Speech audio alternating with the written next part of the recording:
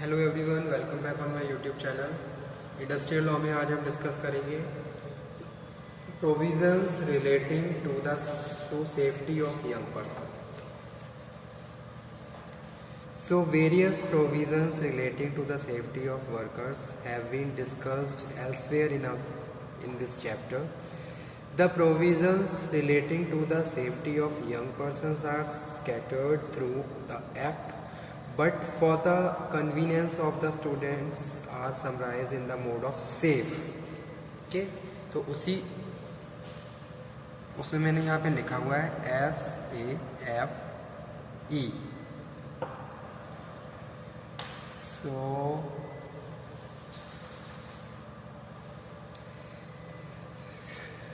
safe working such are as under. So first one is S here means of S strict prohibition of young persons.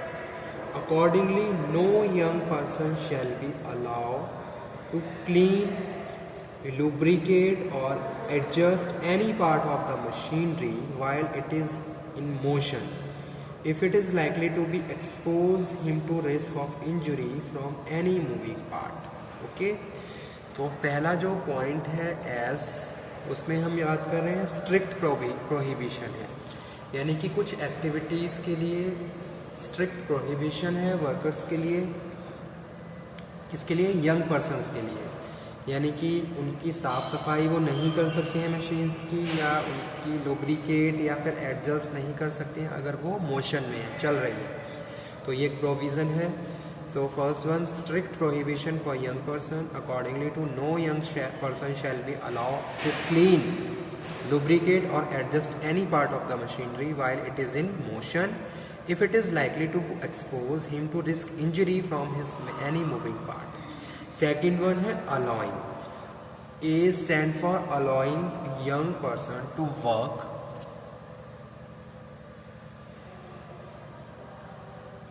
at and dangerous places unless they have been fully instructed as to danger arising in the connection with the machine and the precautions to be observed. Second one, they have received sufficient training in work at the machines or are under adequate supervision by a person who has a thorough knowledge and experience of the machines. ठीक है, तो second जो बात है यहाँ पे, जो second जो प्रोविज़न है उसमें हम बात कर रहे हैं allowing young person. Young person को आप तभी अलाउ करोगे जब आप डेंजरस प्लेसेस पे, जब यू हैव टू इंश्योर कि भी आपने उनको ट्रेनिंग दे दी है, दे आर ट्रेंड, वो ट्रेंड है, हर मशीन्स के बारे में उन्हें प्रॉपर पता है, इन्हें कैसे रन करना है, कैसे ऑपरेट करना है। हाँ,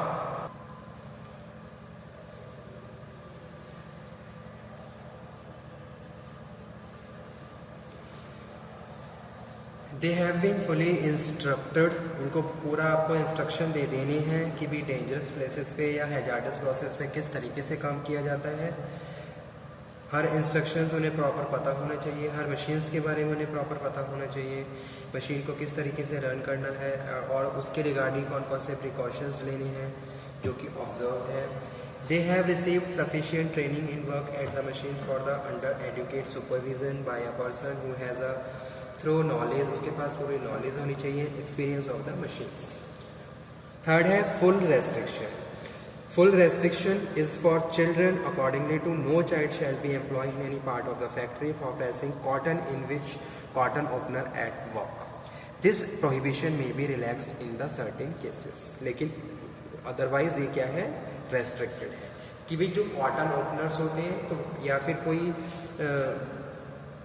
जैसा कि इस प्रोविज़न में दिया गया है, full restrictions for children. Accordingly to no child shall be employ, ऐसा कि हम पता भी फैक्ट्री में चाइल्ड एम्प्लॉय प्रोहिबिटेड होता है। Okay,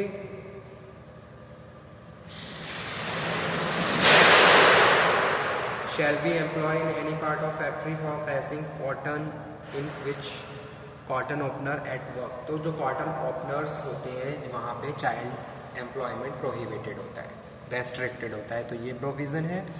E. Employment to young person where the work is in dangerous nature and injurious to health. The state government declare any manufacturing process or operations in any factory or dangerous or injurious to health of the young person. It may make rules prohibiting the restricting employment of young person at that operations. तो ये सारे क्या है, rules हैं, provisions हैं relating to the young persons. इससे पहले जो हमने टॉपिक डिस्कस किया था वो था provisions relating to the restriction of the employment young persons. कौन कौन से प्रोविजंस थे, तो उसी टॉपिक को कंटिन्यू कर लेते हैं यहाँ पे दोबारा से.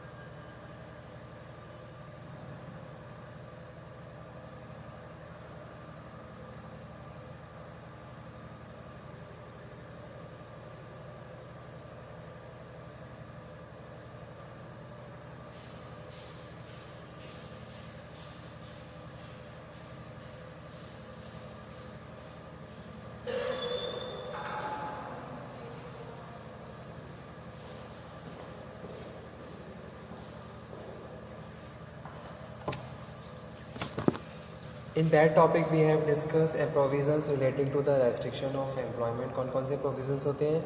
Prohibition of employment of young person, section 67 cover करता है.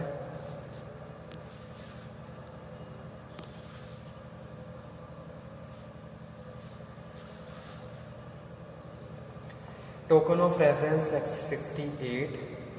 पहला तो ये है कि भाई एम्प्लॉयमेंट ऑफ यंग पर्सन्स क्या है, प्रोहिबिटेड है. Okay, in certain cases.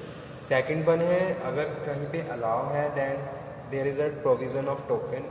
उसके पास टोकन होना चाहिए, बिना टोकन के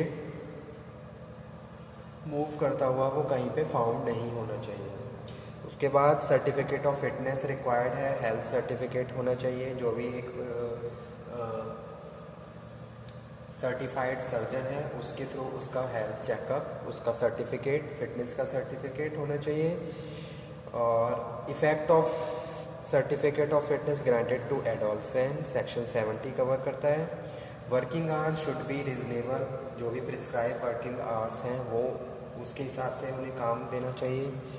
display correctly maintain the notice of the period of the work, section 72. Maintaining register of child workers, section 73. Employed as per notice only, section 74. Medical examination, section 75. Power to make rules, section 76. ठीक है. So these are the provisions which are related to restriction on employment of young persons.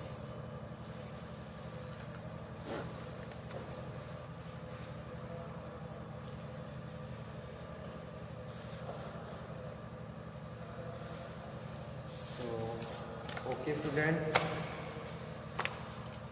Thank you very much. आज के session को हम यहीं पे finish करते हैं.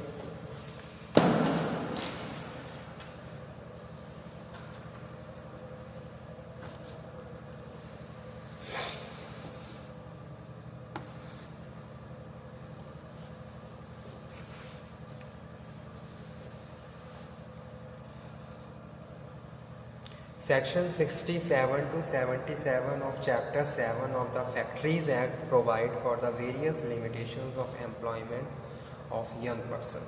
Young person means a person who has not completed his 18th year of age. The expression young person include both child and adolescent but not cross the limit of 18 years. तो ये बात आप ध्यान रखिए, 18 years की age limit नहीं होनी चाहिए. ओके. तो इसी तरीके से बहुत सारे टॉपिक्स हैं फैक्ट्री एक्ट के जो कि इम्पॉर्टेंट हैं, जो हम दोबारा से रिवाइज करेंगे, डिस्कस करेंगे. ठीक है. एक और topic welfare workers provisions relating to the welfare of workers, यहाँ पे मैं रिवाइज कर रहा हूँ. तो कौन कौन से प्रोविजंस होते हैं जो उनके वेलफेयर के रिगार्डिंग हैं. तो पहला है एडुकेट वॉशिंग फैसिलिटी होनी चाहिए फैक्ट्री में, section 42.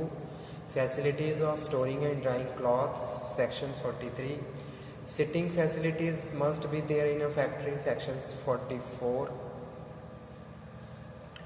And provisions for first aid appliances, section 45. और जितने भी फ्लोर्स हैं उन सभी फ्लोर्स पे फर्स्ट एड बॉक्सेस अवेलेबल होने चाहिए और उनमें प्रॉपर कंटेंट होना चाहिए.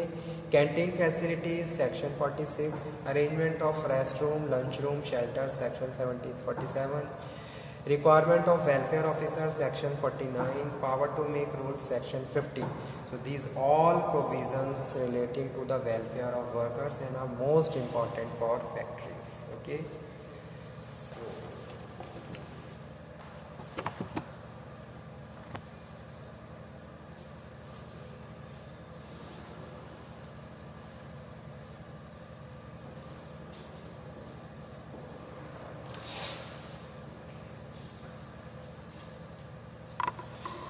Okay student, thank you very much. आज के सेशन को हम यहीं पे फिनिश कर देते हैं. Thank you.